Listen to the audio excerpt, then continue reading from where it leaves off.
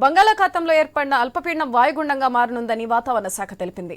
రాబోయే 5 రోజుల్లో దక్షిణ కోస్తా, రాయలసీమ జిల్లాలో భారీ నుంచి అతి భారీ వర్షాలు పడే అవకాశం ఉందని, ఉత్తర కోస్తాలో కొన్ని చోట్ల భారీ వర్షాలకు అవకాశం ఉందని ఐఎండీ తెలిపింది. తీరంలో 75 కిలోమీటర్ల వేగంతో గాలులు వీస్తాయని హెచ్చరించింది. మత్స్యకారులు వేటకు వెళ్లరాదని సూచించింది.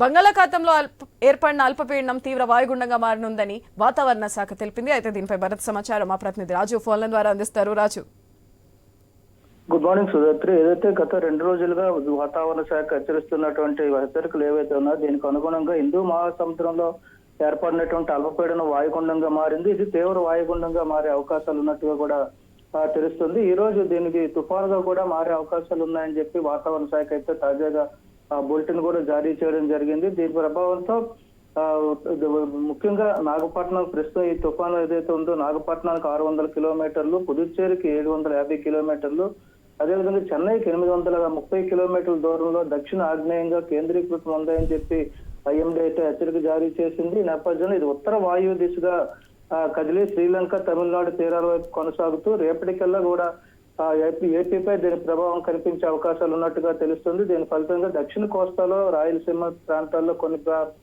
కొన్ని జిల్లాల్లో అయితే రేపటి నుంచి కూడా వర్షాలు పడే అవకాశాలు ఉన్నాయి. అదేవిధంగా ఈదురుగాలు కూడా వీస్తాయని చెప్పి ఐఎండీ అయితే హెచ్చరికలు జారీ చేసింది. మరోవైపు సముద్రంలో ఉన్నటువంటి ఎవరైతే మత్స్యకారులు వేటకు వెళ్లారో వాళ్ళందరినీ కూడా తక్షణమే తీర ప్రాంతాలకు రావాలంటూ సూచిస్తుంది. ఇక పంట పొలాల్లో ఉన్నటువంటి రైతులు కూడా అప్రమత్తంగా ఉండాలని చెప్తుంది. మరోవైపు చూసుకుంటే ఇప్పటికే చిత్తూరు, నెల్లూరు జిల్లాల్లో అయితే ఈ వాయుగుండం ప్రభావంతో ఈదురుగాలు కూడా వీస్తున్న పరిస్థితి. దీని మీద జిల్లా యంత్రాంగం కూడా అప్రమత్తమైందని చెప్పుకోవచ్చు. దక్షిణ కోస్తాతో పాటు ఉత్తర కోస్తా జిల్లాల్లో ముఖ్యంగా అల్లూరి సీతారామరాజు, అనకాపల్లి, విశాఖపట్నం జిల్లాల మీద కూడా దీని ప్రభావం ఉండే అవకాశాలు అయితే ఉన్నట్టుగా తెలుస్తుంది. ఆయా జిల్లాలకు సంబంధించిన జిల్లా కలెక్టర్లు కూడా ఇప్పటికే అధికార యంత్రాంగాన్ని అప్రమత్తం చేయడం జరిగింది. ఇక రేపటి నుంచి కూడా దీని ప్రభావం అయితే ఎక్కువగా ఉండే అవకాశాలు ఉన్నట్టు విపత్తుల నిర్వహణ శాఖ కూడా అప్రమత్తమైంది. దీనికి సంబంధించి చేస్తున్నటువంటి హెచ్చరికలు ఏవైతే ఉన్నాయో వాటిని ఎప్పటికప్పుడు ఫాలో అవుతూ అధికార యంత్రాంగం చర్యలు చేపట్టాలని చెప్పి కూడా ఆదేశాలు అయితే ఇప్పటికే జారీ చేసింది.